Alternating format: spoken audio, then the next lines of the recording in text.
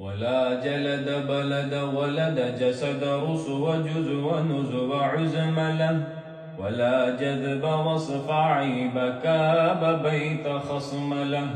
ولا مقارن له ولا مكاظم له ولا مداني له ولا مضارع له ولا مناظر له ثم نشهد أن لا إله إلا الله وحده لا شريك له من يشرك في ذاته وصفاته وعاداته وآياته أو يتبرك بغيره من نبي وولي وتقي ونقي ونسيم